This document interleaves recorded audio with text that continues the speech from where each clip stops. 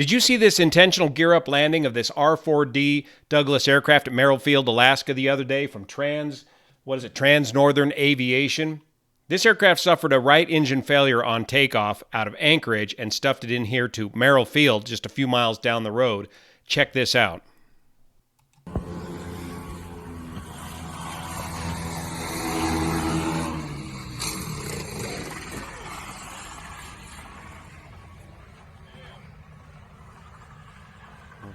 Right down the runway. Just slid it right in there, right down the runway. Just did a great bit of airmanship there. What the heck happened? Let's check it out. One to a full stop, please. Let's start here with the Aviation Safety Network. The Douglas R4-D-8, that's the Super DC-3. These were produced after World War II. We'll talk more about this in a minute, but these are the larger, more powerful DC-3s powered by the Wright 1820 engines, producing just under 1,500 horsepower apiece. Some notable changes to the airframe. November 28 Tango November, 0 fatalities, 2 occupants, so there was a pilot and co-pilot on board. The Trans-Northern Douglas R4-D-8 Super Doug experienced a loss of engine power and subsequent gear-up landing at Anchorage, Merrill Field, Alaska. The 2 pilots were not injured. The airport was closed for about 6 hours. The aircraft departed from Anchorage on a cargo flight to Kodiak. Investigators will be looking at how much cargo was on board this airplane. It appeared to be very heavy. It was in the initial climb out of Anchorage, runway 07 left, when the crew declared an emergency due to the failure of the right-hand engine, Wright 1820, initially requesting to return to runway 7 left at Anchorage, so he was going to do a circuit. Left-hand turns into the good engine, right? But then in the turn decided to divert to Anchorage's Merrill Field, and the weather was fortunately good VFR weather at the time. ADS-B Data Exchange has excellent ADS-B tracking data on here. Here they are departing runway 7 left at Anchorage International Airport. They're going to start a right-hand turn, I believe, for Kodiak, which is way down to the south. Blammo, they lose an engine. It looks like they made it up to about 100 knots, 97 knots, 900 feet. Excellent altitude control, 900 feet. Nice controlled turn into the good engine, heading due north in an effort to come back around and land here at Anchorage. And right about here in this turn, 900 feet, 800 feet, 800 feet, 94 knots, 89 knots, 90 knots. They're right on the ragged edge of performance of this aircraft. They've got it cleaned up. The gear's up. The flaps are up. One engine. It looks like they got that number 2 engine feathered okay. Don't know when they got that engine feathered. It looked like it was still rotating a little bit there on that slide out. We'll look at that here in a minute. And then they make that decision to just stuff it in here to runway 7 at Merrill Field, which is only a 4,000-foot long runway. And very carefully turning into the dead engine, making that right-hand base turn, and just sliding it right into runway 7 at Merrill Field. Note also, there's also Elmendorf Air Force Base right up here to the north, a huge runway parallel to this runway. Being civilian guys, they probably didn't want to mess with the Air Force airspace on such a short notice, but there would have been a fantastically long runway there too, or maybe they were simply running out of performance to even risk making it that last little bit of distance over there. Here's what the airspace looks like on a sectional chart. Anchorage International, Merrill Field right here, and Elmendorf right here. So this flight went like that. Trans-Northern Aviation is a well-known cargo company operating out of Anchorage, Alaska. Looks like they've got some Super DC-3s. What are those? Some Merlins. Let's take a quick look at the gallery here. That's the kind of cargo loading capability you can get on these Super Dugs. Big, heavy stuff and these wide cargo doors. Looks like they got 2 of these Super DC-3s. The Merlins. And there's 28 Tango November before the incident. Let's talk a little bit about the Super Dug. The DC-3 design was upgraded after World War II in an effort to try to talk the airlines into buying this aircraft. And due to changes in the regulations for single engine performance on takeoff, of all things, they came up with this design for the Super DC3. So they upped the engines to the right 1820 engines, 9-cylinder radial engines, putting out 1,400, what is that number? It's just under 1,500 horsepower.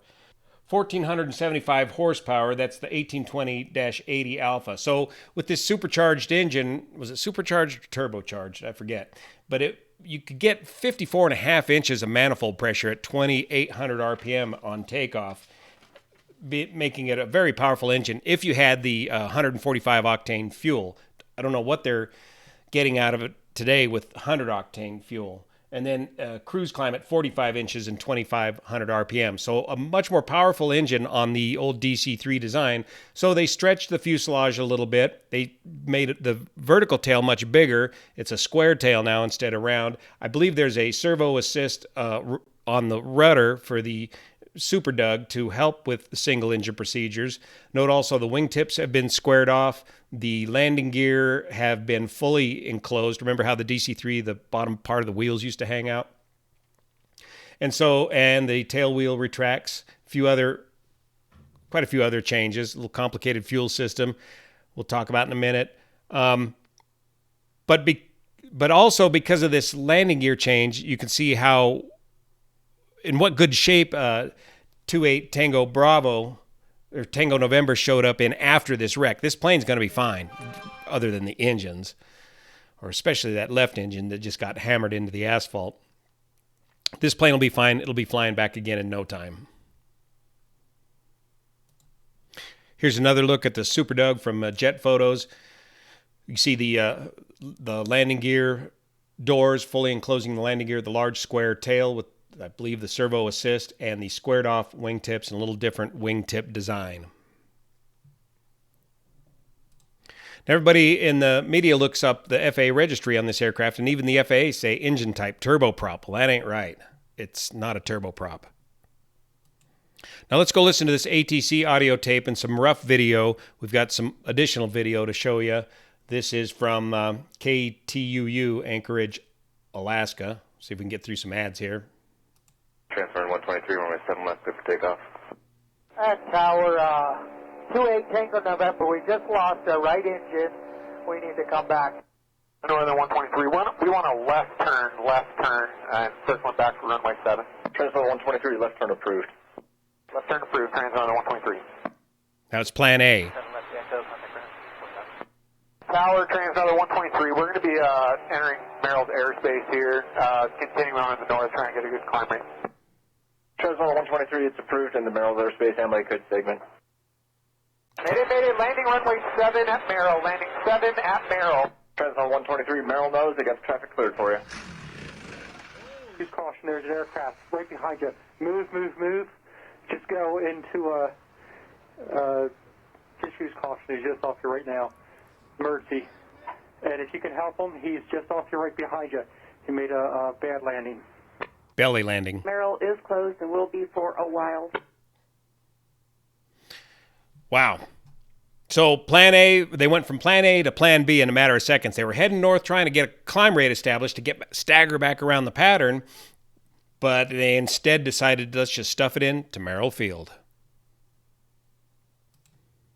Now, when we look at this video published by M on YouTube, we'll get a better idea of why they had to land gear up. They were simply out of performance with the weight of this aircraft on one engine to do anything else. Transfer 123, Anchorage Tower 187, left line point. 7 left line point, transfer 123. Transfer 123, runway 7 left, good for takeoff. 7 left, clear for takeoff, Transnorthern 123 will be So that should be takeoff with two engines. 123, roger. Tower 28 Tango Watch November, this. we just lost our right engine. Look at We need to that. come back for a landing. Just missed that Super Cub. Right downwind, runway 7 left. Right downwind 7 left, 28 Tango November. 6 cancel takeoff, front. Well, 28 Tango November, winds are 0503. Just missing that Super Cub. Just enough performance to get in there into Merrill Field. Now, I know it's a short runway and they want to get right down on brick one, but Left turn, I'm circling back for runway He's keeping that number 1 engine, the left engine, up as long as he can before settling down. Or he's still kind of in that right-hand bank turn, trying to get it stuffed into this airfield. Again, turning into the dead engine. We'll see some still pictures here. It looks like the number 2 engine was feathered, but it looked also like that engine was rotating a bit to me. 2 Kilo Tango, can you make a straight in for an east? Oh, I can get you to the west. There's a DC-3 out there low level. Okay, there's a good view of the prop on the number 2 engine. It is in the feathered position. Note to all you armchair accident investigators, look at this propeller, these propeller blades versus the number 1 engine propeller blades. When a propeller-driven engine is under power and it hits the ground, it's going to typically, with the angle of attack of the blade, it's going to hit the ground and bend that prop tip forward. See those bent prop tips forward? That indicates that that number 1 engine was making power. And then if the engine is not making power, this one was rotating slightly but not making power. It's just going to bend gently, either bend over sideways like that or just bend back. So it looks like they did get the number 2 engine feathered, which brings to question, how come the single engine performance was so bad on this aircraft? What's the weight of the load? Well, near West High, circling back for Anchorage. Very minimal damage to the aircraft with the fully enclosed landing gear of the Super Dug design. Looks like he poked a hole in the wing there. But that airplane will 2 Kilo Tango, enter a left downwind for the west. Be back in service soon. Again, the number 1 engine prop blades bent forward. He's low level out there in Merrill. 123 Mayday, we're putting it down Merrill, runway 7 at Merrill, runway 7 at Merrill, Trans-Northern 123, landing. So he stayed on the Anchorage frequency. Good move. Mayday, Mayday, landing runway 7 at Merrill, landing 7 at Merrill. Trans-Northern 123, Merrill knows they got the traffic cleared for you. Good coordination. You don't have time to fiddle around with changing radio frequencies in an emergency like this. You need to stay on one frequency. He stayed on the Anchorage, the airport he departed from, and he got the Anchorage tower to coordinate with the guys over at Merrill saying he's coming in, clear the runway. And they did. Good job coordinating. Once again, ATC. A little bit more about the R4-D on Wiki. Only about 100 of these were made. They tried to sell them to the airlines. They weren't interested. They tried to sell them to the Air Force. They went with the Convair for their nav trainer. But they did sell about 100 of these R4-Ds to the Navy, the U.S. Navy. And they make a great cargo hauling aircraft for Alaska as a surplus aircraft. So why did the engine quit in the first place? That'll be fairly easy for investigators to figure out. If the 1820, this particular 1820 is a fairly high-strung engine, and they are prone to engine failures. I believe it's exhaust valve failures that are fairly common. Main bearing failures are fairly common as well. But there's something here in the old Navy manual for the R4-D. We got one of our fellow QBs here locally used to fly these in the Navy, and he pulled out his manual at my request and showed us some interesting factoids here, the R4-D and the fuel system. You can get into trouble with the fuel system on the R4-D like any of these twin engine aircraft. There's a center wing tank fuel system, left and right main and aux tanks that are about 800 gallons worth of fuel. And there's a set of fuel valves that operate those tanks. Beyond that, there are a set of auxiliary tanks in the right outer wing and left outer wing that are operated with a separate set of fuel valves. Now, in operations in Alaska, it's likely going to Kodiak and back. They're just operating off of the main tanks, and they're not messing with the fuel out here in the wings, as you have 800 gallons of fuel altogether in the center wing tank system. Now, as things are learned about the aircraft, you usually reprint the manual or you get additions to the manual. Here in the Navy, you just tape and post your interim change 18. Check outer wing fuel tank selectors properly positioned. Partial selection of an empty outer wing fuel tank may result in air being drawn into the fuel system. So they go into this deeper on this other note. Now, I don't know if this has anything to do with this engine failure on this aircraft that we just saw. However, this is something investigators need to check out. Warning, outer wing fuel selectors must be fully positioned to the off when no fuel is in the outer wing tanks. When the tank selector valve is open or partially open to an empty tank, air may be drawn into the fuel system, resulting in fuel pressure drop and power loss, even though adequate fuel remains in the selected main or auxiliary tank. The location of the right outer wing fuel tank selector makes it particularly susceptible to partial opening by an inadvertent contact with the co-pilot's left foot. In other words, you can kind of see this in the Luscombe. I've talked about this before. You can hit the fuel selector with your foot, knock it out of the off position, potentially introducing fuel into the fuel system and causing potentially an engine failure. We don't know if that's what happened in this case at all. If it was a pure mechanical failure of the engine, that'll be easy for investigators to determine. But this is something else that needs to be just double-checked. So just an amazing bit of airmanship by these pilots getting this aircraft stuffed into Merrill Field. Of course, investigators are going to be wanting to find out how come the single-engine performance wasn't there for the aircraft, how heavily loaded was the aircraft, and what caused the engine to fail in the first place. 7 left, point, transfer on the 123. Transfer on 123, runway 7 left, clear for takeoff. 7 left, clear for takeoff, trans northern 123, will be just a 23 around up there. And it's this video here that illustrates exactly why they couldn't lower the gear. They simply did not have the performance. They did not have the performance on the aircraft to lower the landing gear. Had they lowered the landing gear, they would not have made it to this runway. Had they lowered the flaps, they would not have made it to this runway. And this aircraft just came so close to not making it.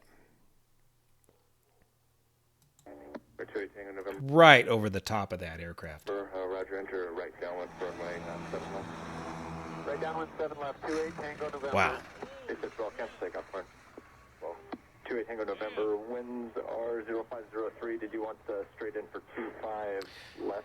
Thanks so much for your support of this channel, especially over on Patreon that make this content possible.